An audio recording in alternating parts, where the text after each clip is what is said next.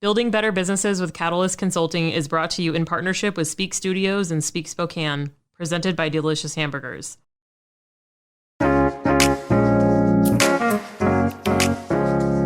Welcome to Building Better Businesses. I'm Kristen Dees, founder of Catalyst Consulting, an agency that helps small businesses and entrepreneurs start, grow, and level up their businesses.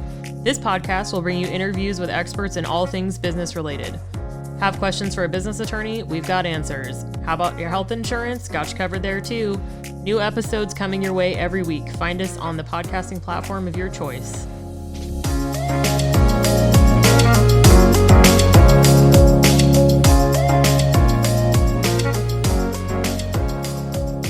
Welcome to this episode of Building Better Businesses with Catalyst Consulting. My guest today is Kyle Vines of Talents Bookkeeping. Correct? Yep. I always forget to look that. I'm pretty sure I know what it is. Anyway, so she is a bookkeeper. She is my bookkeeper. She babysits all of my money for me, or tries because I'm high maintenance. But and we met via Polka Dot Powerhouse, which a few of my guests have been from Polka Dot, which is kind of cool. It's one of the cool things about it, I think, in North Idaho. Thanks for being here. Thanks. Yeah. And she's in person. Yay. She drove all the way from Idaho, you guys. Oh my God. I'm pretty excited, which I mean is like 35 minutes, but still. Right. Tell us a little bit about you as a human being. Who is Kyle? Girl Kyle. Yep, Girl Kyle. Yep. Pronounced just like the boy. I am a wife to Eric and mommy to 6 crazy, amazing munchkins.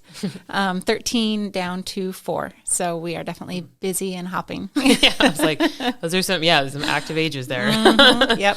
Very active and loud and it's fun. That's pretty crazy. Yeah. Share a fun fact about you. I obviously with 6 kids love cooking.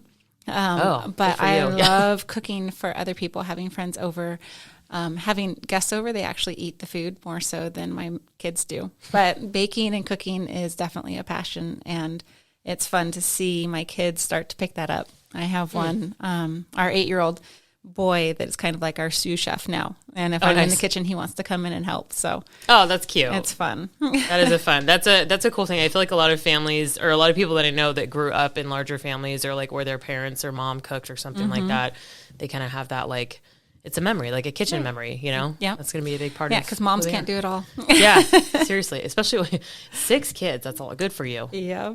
How are you? Are you okay? How's your mental health and well-being? Yeah.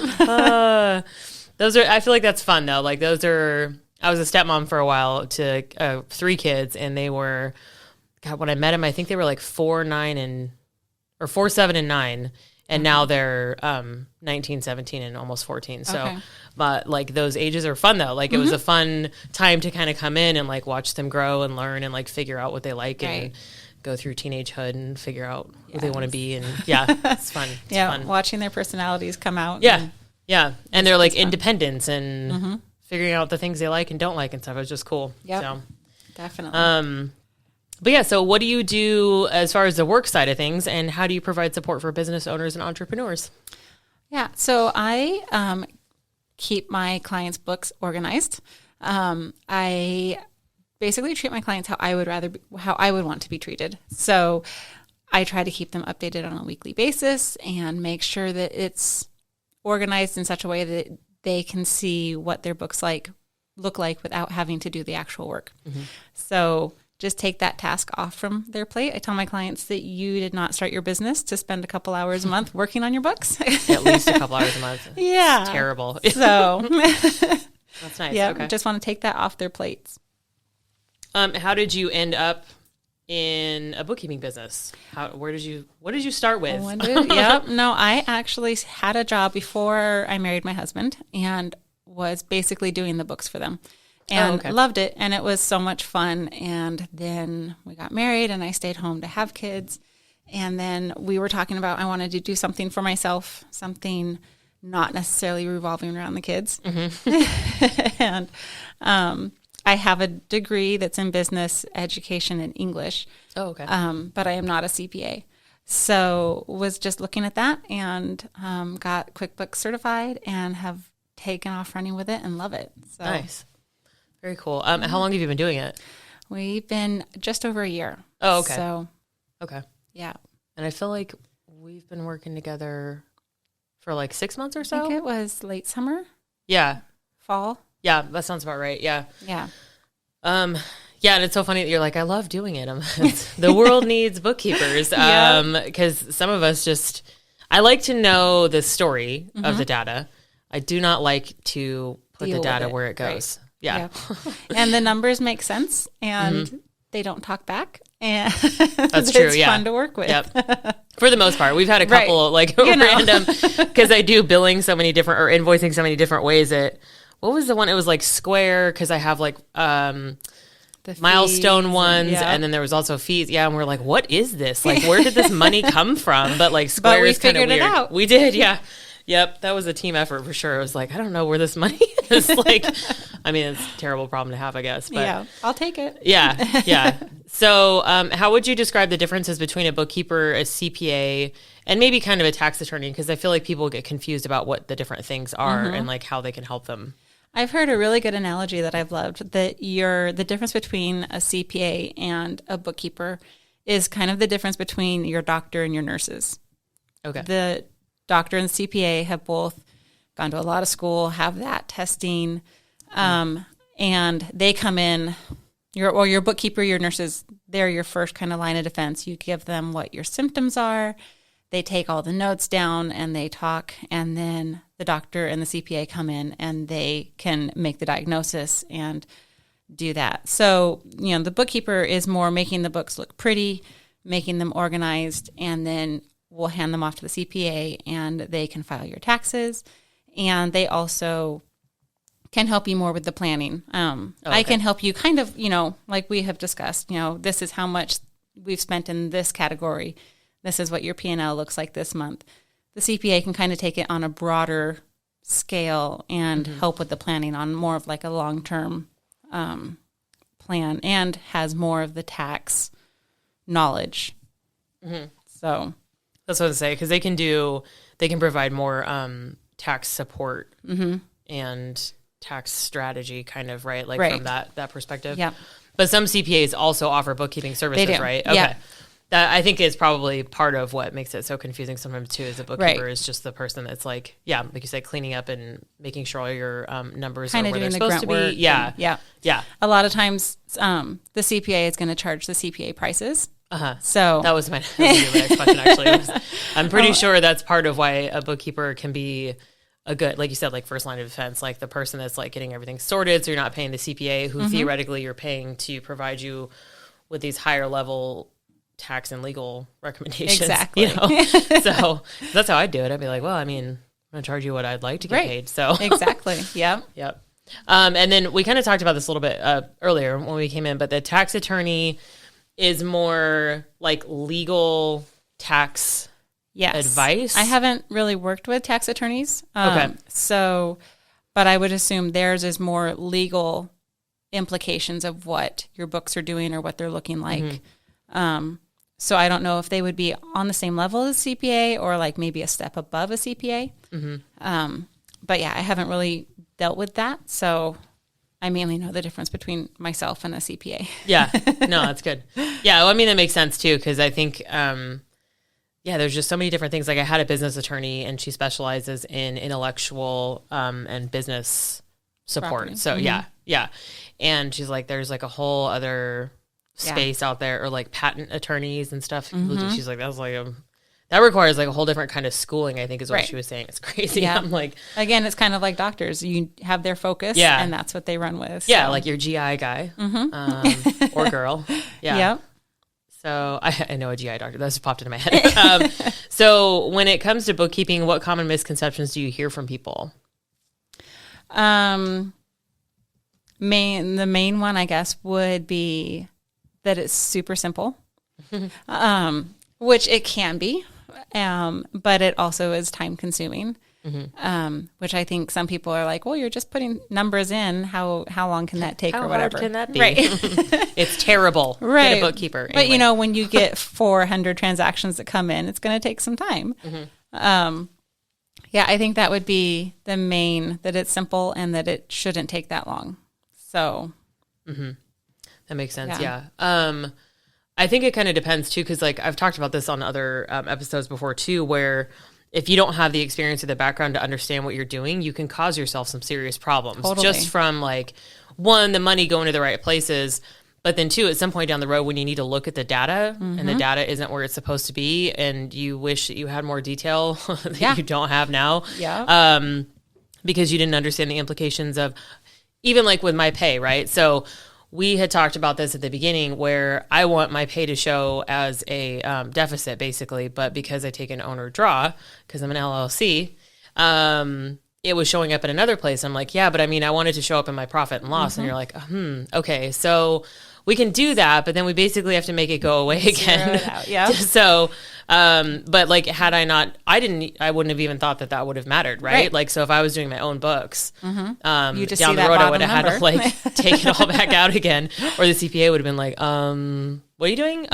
Exactly. Yeah. So, because I know enough to be dangerous, but I still don't know all the details. Yeah. And then if you continue doing that, then you're going to end up paying somebody more to fix and to figure everything out. And so sometimes it's just more headache in the long run. Oh, for sure. Yeah. Yeah.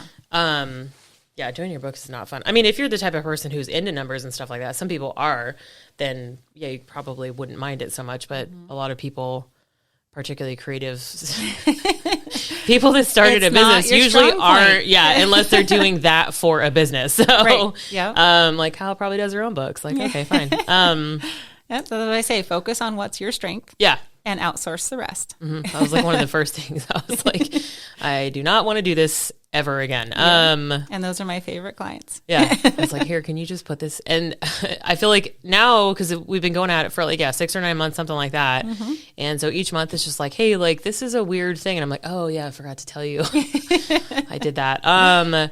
But then for me, because I am detailed and I like the data and I know that I'm going to want to see it at some point in time, it's really nice to have you be like, oh yeah, we can put that over here. I'm like, okay, can we create another, another subtopic? Because I just want to know that it's different. More information is always a better thing. Yeah. Because you could just be like income and expense. Right. But then you wouldn't know which you don't income you can't manage that. Yeah. Yeah. Can't manage that effectively. You got to know where your money's coming from and where it's going to. Yeah. 100%. Yeah. Which, I mean, also budgeting is a whole nother thing, but it's like a whole nother topic. So what common mistakes do you see when you start working on someone's books? Probably the main one is not putting their vendors in. Oh, okay. So not putting in where the expense came out. They are very clear on putting what the category is for, how much it was, but then not putting where they spent it. But then that can cause a problem later down the road if you want to know how much did I spend on gas, or, I mean, it does come out of the gas category, but if there's a specific place or even if you're paying vendors, if you do Venmo and you don't list it out by which contractors you're paying, then you don't know how much you're paying each one. Oh, so just having, like we just said, more information is typically a better thing. So not putting in as much information or just lumping everything, like one of the categories, office and supplies and software is all smushed together. But then you have no clue if you're spending a whole bunch on paper and ink or if you're spending it on website subscriptions. Yeah, which we ended up splitting up for mine because that was actually one of the things. I was like, because I think it was office supplies and subscriptions was one, and then we split it out so that it was like subscriptions, and then we also split it out again because then I pay, like I pay memberships for certain things too, like networking groups or whatever. Yeah, so I'm like, okay, so it's technically a subscription, but yeah, I wanted to be able to look and see because I really don't spend that much money on office supplies, but I spend a crap ton of money on subscriptions because I have different systems that I use for different things, and I wanted to be able to look at them separate. So that makes sense. Well, and like. We have a mutual client who owns a real estate team. And, one of the things that we were talking about in that too was like, there's a difference between, buying a washer and dryer for a property to make the sale go through or, whatever, sometimes that stuff happens, and a listing cost. And there's like different types of expenses that come up that are related to the sale of a house, but they're not actually like the cost of a listing. It's not, the photography or, the advertising, the marketing, that kind of stuff. So we wanted to be able to keep those separate. Like Right. they're the same, but not. Right. Because we want to be able to go, okay, like awesome that you're selling houses, but not awesome that you keep spending like $1,000 on random crap for the house. It doesn't actually matter. Right. Like we need to be able to see if that's a trend. Like stop buying extra things that you don't have to. Right. Because then you make $0. Yep. And if you don't know where your money is going, and if you're not paying attention to it, I have a client that was getting double charged and wasn't aware of it because they weren't paying attention to it. Mm-hmm. So just really keeping an eye on the stuff, on your transactions, so that you can be making wise business choices and your business can be healthy. Yeah. Because that's, I think, a lot of service-based people, like realtors, where the money's inconsistent. They measure whether they're going to spend based on how much, like, oh, I have a commission that's coming and it's going to be 10 grand. So I know that I can buy X, Y, and Z because of how, but that's not like, it's like you stretch it out over like, yeah, you're getting that right now, but when's your next one coming in or whatever? Like it helps you create more strategy behind the spending that you do to have an idea. Right. Otherwise Definitely. It's all over. And if you have your books up to date, like I have a vendor that called me for payment on an invoice that I had previously paid. And because my books are up to date, I was able to say, I paid this amount on this date. And they're like, oh, sorry. And then like 2 months later, they called me back to pay the same invoice again. And I was able to say, no, we've already paid this. So having your books up to date will save you money in the long run. I mean, really being organized in general, I think helps. Because I've had a couple things like that too, where it's just like, oh, nope, I can find it. Right. Because I'm hyper organized. But it's beneficial. So definitely. So we sort of started talking about this, but when and or why does someone need a bookkeeper for their business? Yeah, mainly because if it's not your strong point, and even if it is your strong point, if that's not your business focus, then you're kind of wasting your time with it. You could be taking that time that you would spend on your books and put it into your business and help grow your business and let somebody else focus on the books. So definitely, I really think that every business should have a bookkeeper. I think that just having that support is beneficial for any business. So mainly just to help them be organized without having to put the effort into it so much.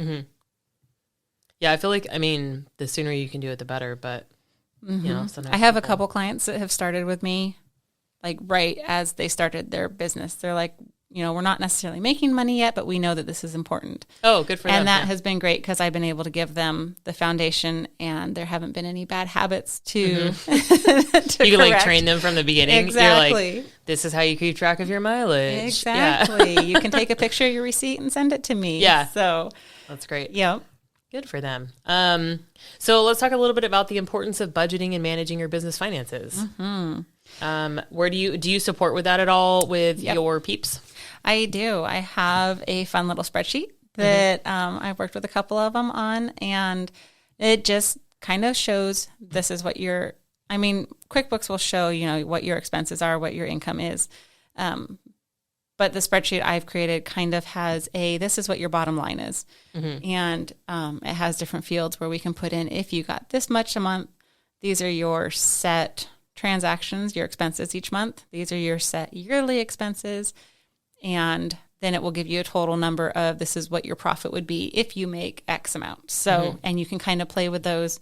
And it's just kind of fun to plan off from that and to go down that road and say, oh, well, what if we made Y amount? What would the profit be? And just kind of go from there. Yeah. So it's fun. I think there's such a weird culture, I guess, around money and like talking about money and all of that. I was talking about that with another guest, and it's like looking at it and talking about it and having a plan for it like completely changes your perspective. Instead of just being like, am I going to be able to pay the bills? Like, do I keep the rent on? Like, whether it's for your business or your personal stuff. So I think it's super important to have an idea of like where you're going and how you're going to get there. Because like people create successful businesses all the time without plans. Like, it happens all the time. Like, I'm not saying it's impossible, but it'd be a lot easier and you'd probably get a lot further if you had some sort of vision and plan and like, this is how we're going to get there. Pay attention to where the money's going. and where it's coming from. Like you said, Right. They're both very, very important. Right. Yeah. Because like that was one thing I was watching for quite a while because I had social media contractors working for me for probably 6 months or so of last year. They were helping me with like content management and stuff. And so I'm like watching how much I'm spending on them and how much I'm getting from the actual services themselves to make sure am I actually making a profit on this? Because I still have to spend time and energy and effort managing all of that crap. And then you still have to pay taxes. Exactly. Still I'm like, wait a minute. paid. I'm like, so that's why I don't do content management anymore. Because I'm like, I don't have time and I don't really want to like manage those kinds of things all the time. So maybe at some point down the road, but yeah. I was like, I mean, they're making pretty good money. Right. I'm not. But you're not. Yep. Well, yeah. and that's, I think, a lot of people, as long as there's money in the bank, then there's money to spend. But if you don't necessarily know what the expenses that are coming that you haven't hit yet, then that's where you can get into trouble. And it really does amaze me how many times I hear, I don't quite know what I have coming in. I don't know how much I'm making a month. And I definitely don't know how much I'm spending a month. So I kind of need help learning that.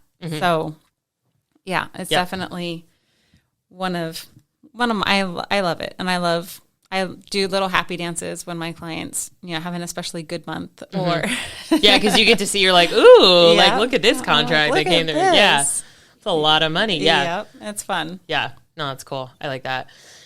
So if someone is still in the DIY budget range, like if they're just not comfortable or able to spend the money on a bookkeeper yet, do you have any tips or tricks they can use to handle their own books before they have a bookkeeper? My first one is definitely keep your transactions separate. Do not commingle your your personal transactions with your business transactions. Open a business checking right away if you haven't yet, but that I think is the number one. Keep all your receipts. Definitely, if you are up for it, go for QuickBooks Simple Start. Do not go for QuickBooks Self-Employed. That is one of my good to know biggest pet peeve programs right now. So there's just issues with it. There are some free programs like Wave, but that has issues too. So yeah, but definitely keep your transactions, expenses, income separate, and do not commingle.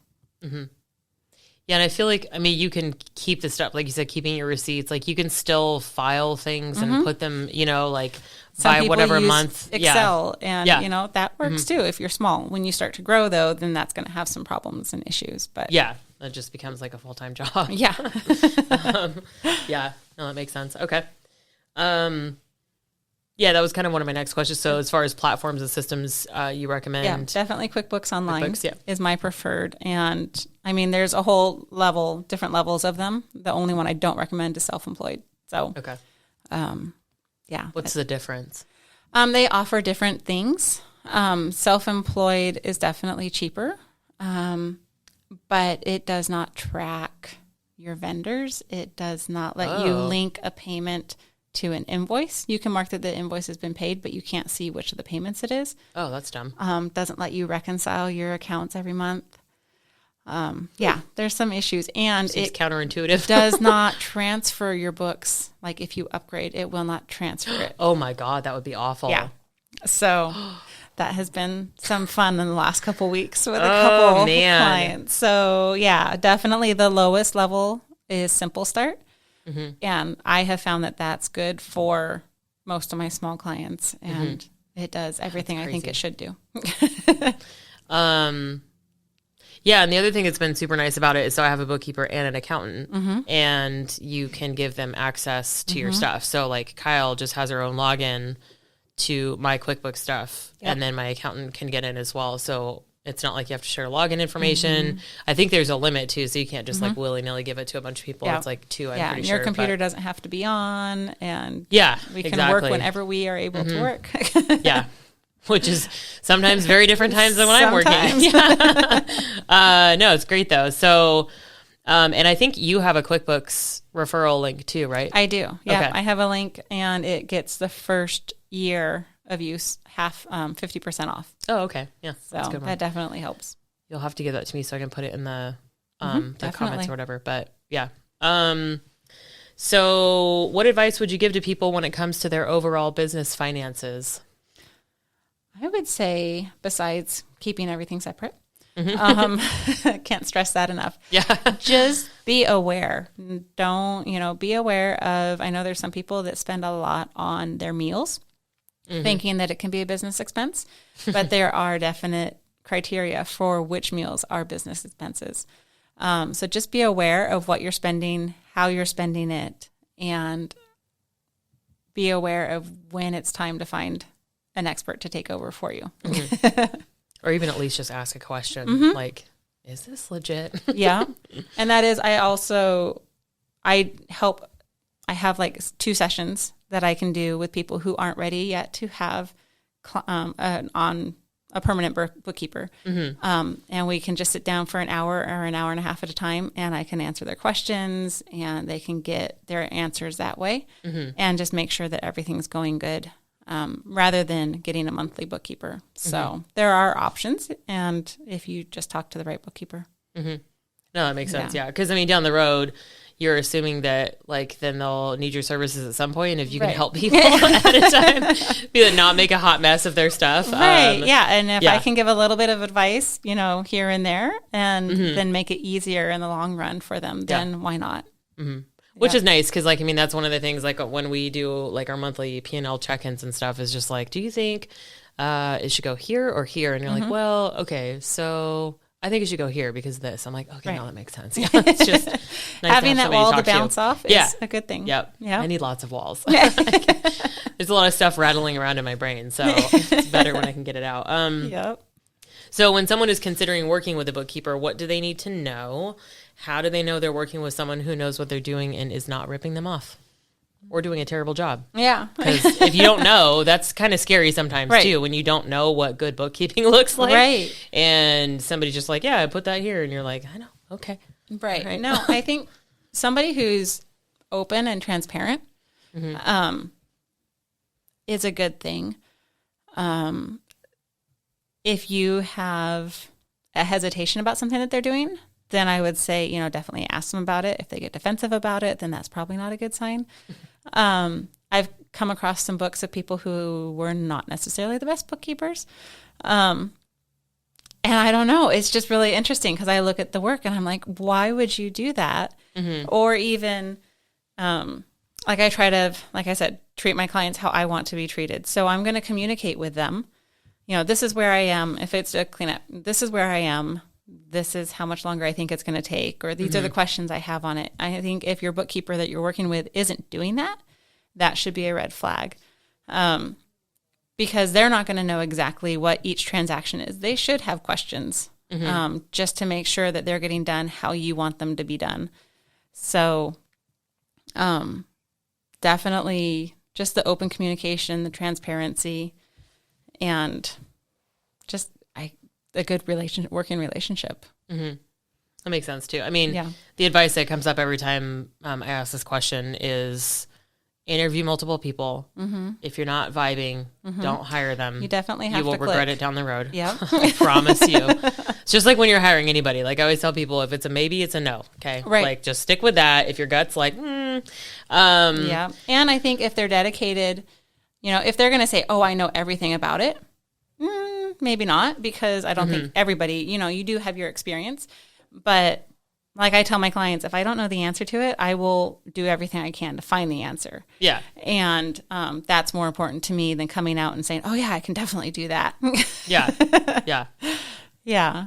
I don't know how, but I can figure out how to do it. Yeah. I know me get a person back to that you. I can ask. Yeah. Yeah. No, that makes sense. Yeah. Interview, especially when it comes to your money. I feel like that's the time to be super extra picky and talk to people. Bookkeepers see everything. And whether it's the business finances or the personal finances, they get to see a part of your life that nobody else does. Yeah. So you definitely want somebody that is discreet and is not going to, blab it or whatever. So. Yeah. Well, and even some of the weird transactions I've had, you handled it so well. I don't remember there was, I was collecting donations for a group that I'm in. Someone had a family member pass or something like that. And so I was the one that was just collecting donations to send Uber Eats or whatever, and somebody sent me stuff from PayPal, and for whatever reason, the name on their PayPal account was like Christian Singles or something like that. And so Kyle's like, so I noticed this transaction over here. I wasn't sure where you wanted to put it. And I was like, that was a really smooth way to ask me what could have been a really awkward question. Like, hey, Yep. so Christian Singles. Okay. But yeah, it was just because they had like used it as a, like that was an organization or something like that they ran. So I didn't even think about it. Yeah. Yeah. It was pretty there funny. are some interesting transactions that I've come across. I'm sure. Yeah. Like, this is really awkward. But yeah, so as an entrepreneur and business owner yourself, what advice would you give fellow business owners when it comes to running their businesses or starting one if they're in that phase? Definitely. You will not know it all. You just need to jump in and you'll figure it out. But I think it's definitely a good endeavor to do.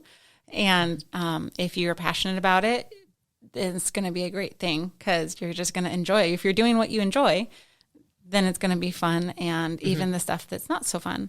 But just research and research and research, and I think it will all work out as long as you're working for it and looking to see the next step. And okay, well, I didn't know about this, so let's research that and figure out the best way to do it. And yeah, if you put the effort into it, they're not just all going to fall into your lap.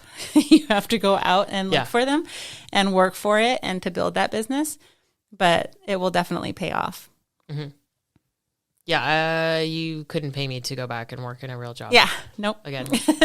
But if I think if I knew all the work that was involved in it, I might not have jumped in as fast just because there's so much that you don't know when you start. Yeah. Which I think is a blessing. Yeah. I think it's like, that's kind of it though. Like you were saying, it's like, you're not going to know everything. It's impossible to know what's going to happen once you start doing it. Like, yeah, do your research, do some market research. Like, I didn't do that. I was just like, I'm going to be a business consultant. I have no idea if there's a market for it. There is, obviously, but yeah. So do the research. Talk to people who run businesses. Don't talk to people who don't run businesses because they will talk you out of it every damn time. Right. And they don't know what they're talking about. And they don't know what they're talking about. Yeah. So yeah, talk to other dreamers and just go for it, man. Well, and I think, because I started the business 2 months before everything shut down for the pandemic. Yeah. And I've grown a successful business that's supporting our family now. And it's kind of, I had that mentality and that just thought that this was going to work and I was going to do what I needed to do to make it work. Yeah. And giving up wasn't an option. And so I just plugged away every day. Yeah. Same. That was basically because I started my business technically in August of 2019, but my first client was my ex. It's fine. We get along great. We're still working together. He's a mutual client of ours.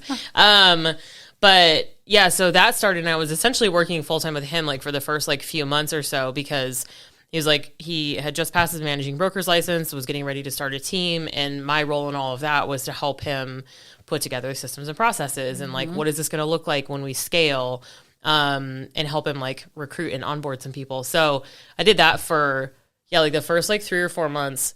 And then in January is when I was like, all right, balls to the wall. Really do this. Catalyst Consulting. Yeah, I'm going to do my business because I was spending a lot of time on his at the beginning. I'm like, no, this isn't why I left. So, yeah, same thing. It was like January, and I'm like, all right, cool. Like I'm going to go out and do this, and then it was like, just kidding. 2.5 months later, the world shuts down. I'm like, all right, well, I guess I'm just doing it online now. But yeah, it was which was almost better because then you can meet so many people on Zoom, and the doors that open because of it was a good thing too. So well, and I think it's just like it made it so much easier for everyone to think like that too, where maybe even like my potential clients wouldn't have necessarily been open to it, but then because everyone had to kind of adjust and be like, oh, I guess we only talk to people online now.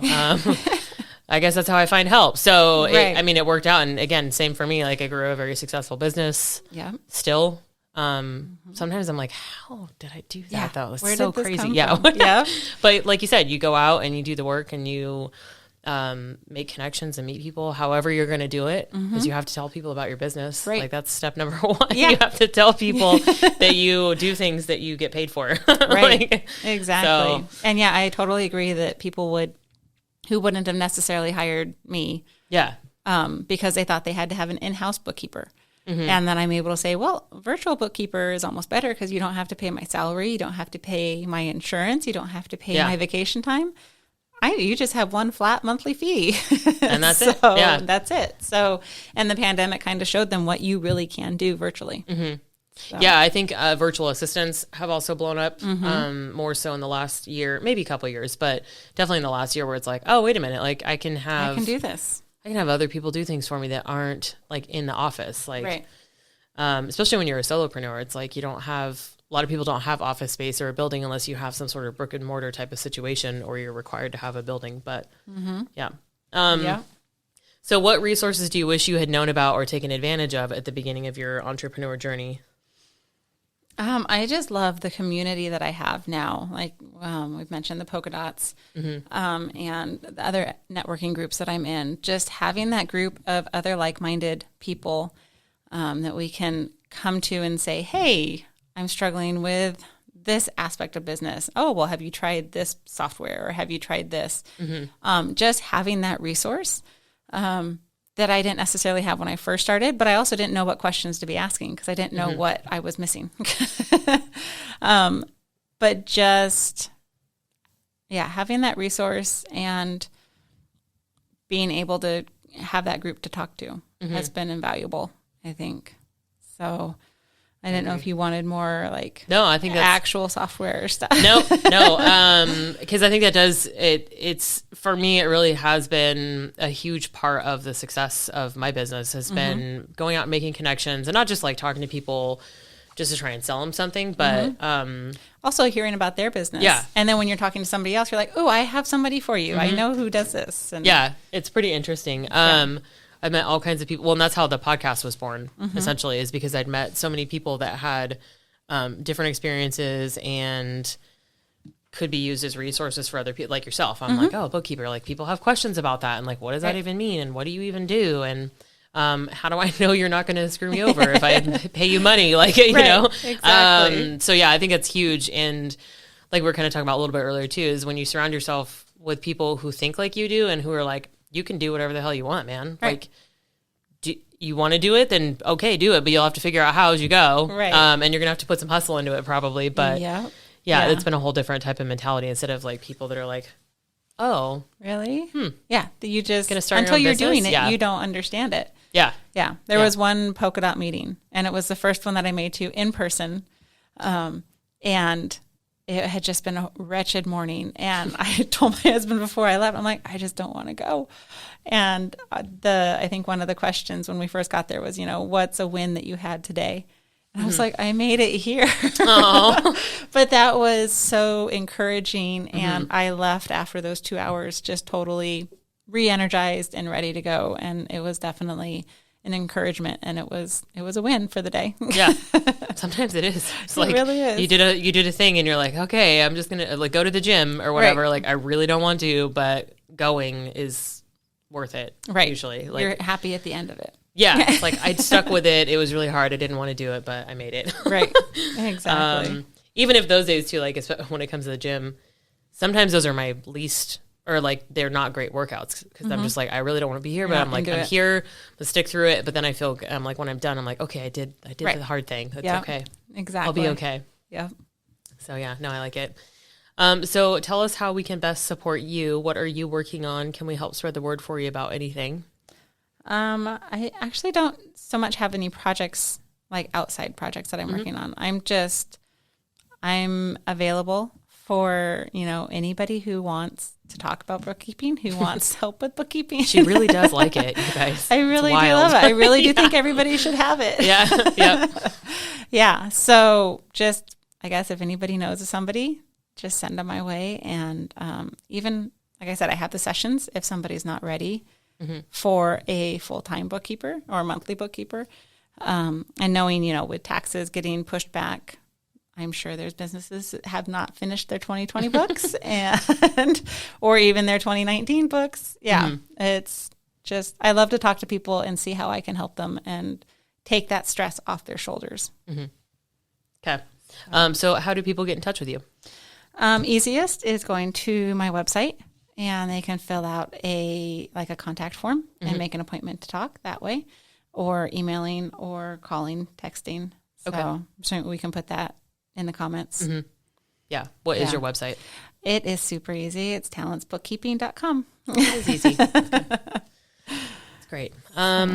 Cool. Well, did you have any other last thoughts before we wrap up? I don't think so. Okay. If there's anything that you thought of, but No, I think that was good. yeah, All right. Well, thanks for coming. Thanks for driving over here. definitely. Always fun to have an in-person person. Yeah.